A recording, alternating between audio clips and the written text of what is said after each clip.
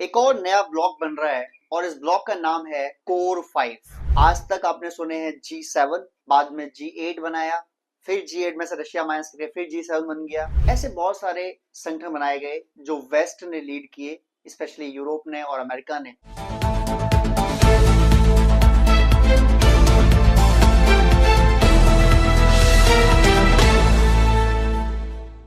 Hello friends, एक और नया ब्लॉक बन रहा है और इस ब्लॉक का नाम है कोर 5 या C5। अब आप कहेंगे ये कौन सा नया ब्लॉक है और इसे बना कौन रहा है और इसमें कौन कौन से देश शामिल होंगे।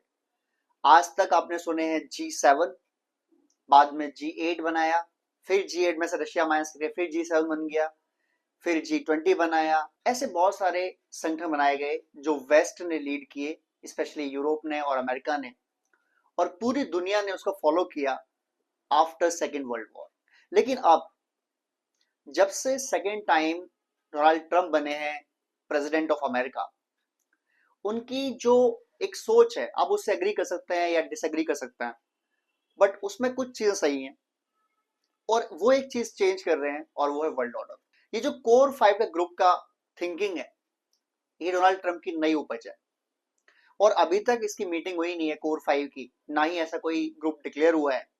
बट अगर ये बन जाता है तो without a single doubt this group can lead the world, और ये ग्रुप जो डिसाइड करेगा दुनिया उसे फॉलो करेगी। ये बात सच्चाई है, इसमें कोई डाउट नहीं है। इस कोर 5 ग्रुप में आखिर है कौन कौन से देश? इसे बनाना चाहता है अमेरिका, डोनाल्ड ट्रंप। दूसरे इसमें वो चाहता है शामिल करना चाइना को, the second world's biggest economy, Xi Jinping को। थर्ड वो चाहते हैं इसमें भारत रहे, मोदी जी रहे।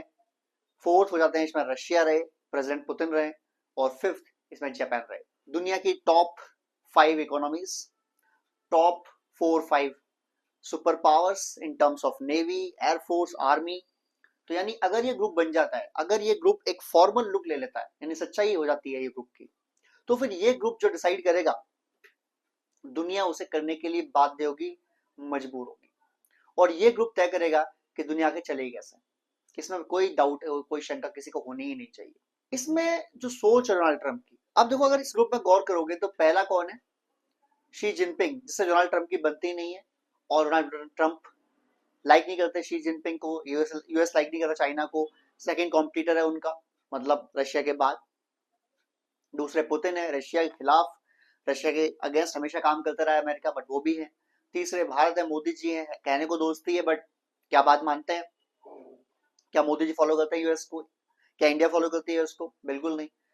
चौथा जापान है। जापान आप कह सकते हो कि हाँ अमेरिका जो बोलेगा वो करेगा, लेकिन बाकी 3 देश ऐसे नहीं है।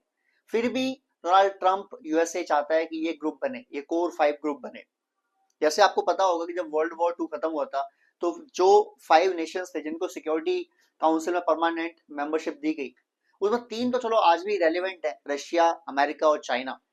लेकिन जो बाकी के 2 हैं, यूके एंड फ्रांस। आप मुझे बताएं कि यूके और फ्रांस के पास ऐसी क्या पावर है कि उनके पास वीटो पावर होनी चाहिए?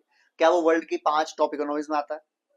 क्या वर्ल्ड की 5 सुपर पावर काइनेटिक फोर्स में आते हैं? बिल्कुल भी नहीं।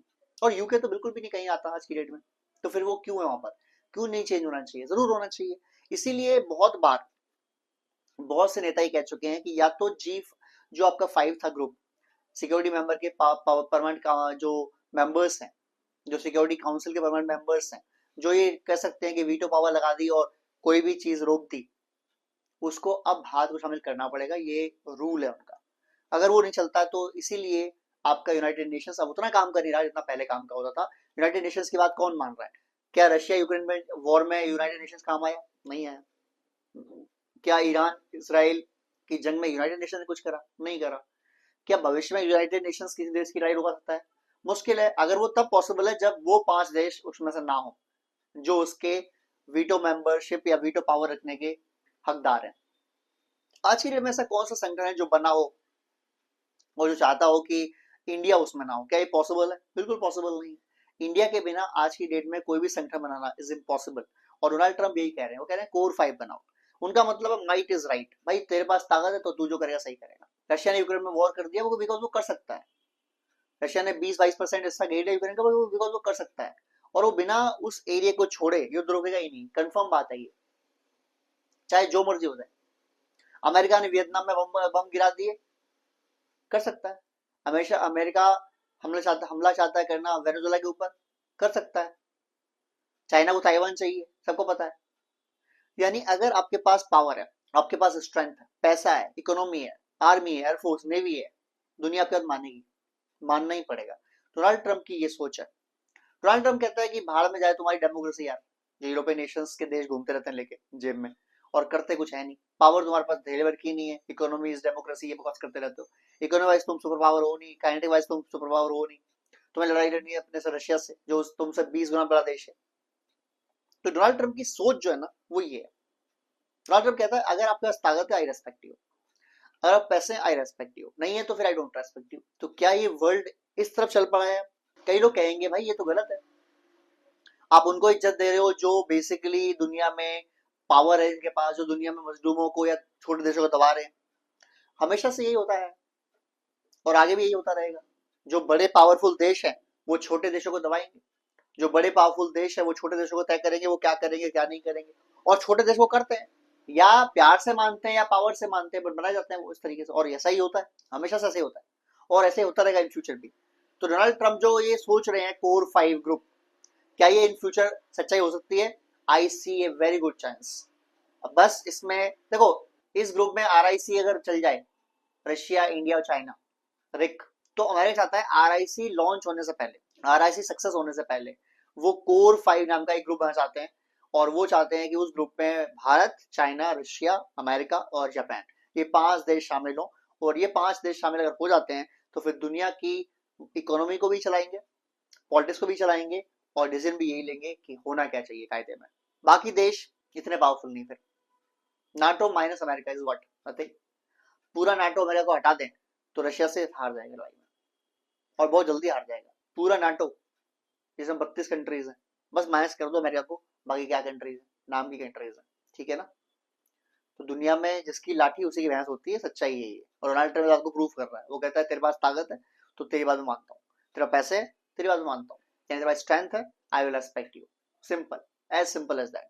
अब इस ग्रुप में अगर भारत होता है, सपोज करिए कि कोर 5 का ग्रुप बन गया और भारत इसमें है, जो कि होगा ही, वो तो सोच है ही उसमें।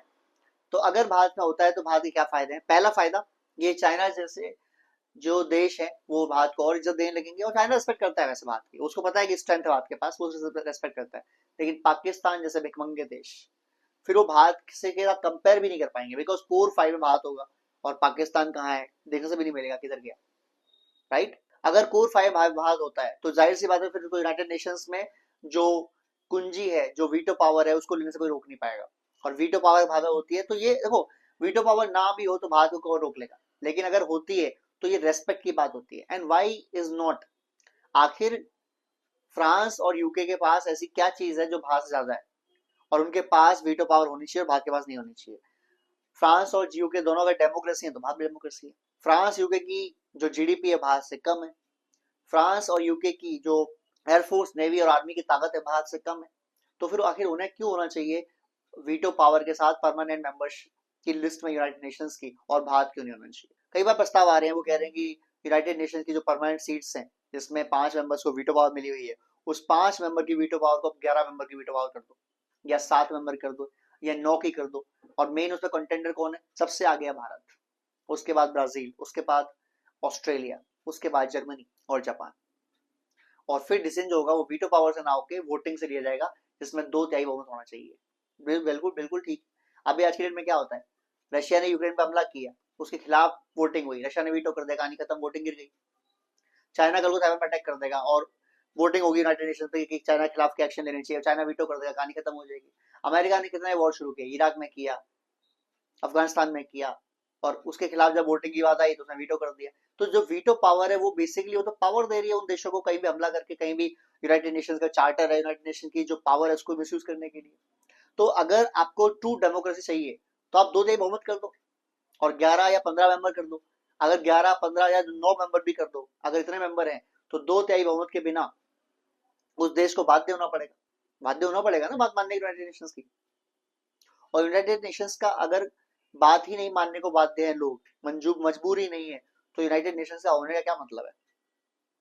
अगर यूनाइटेड नेशंस के होते हुए इसराइल ने हमास को मारने के साथ साथ पूरी गाजा साफ कर दी, तो यूनाइटेड नेशंस का क्या मतलब है होने का? कोई मतलब नहीं है।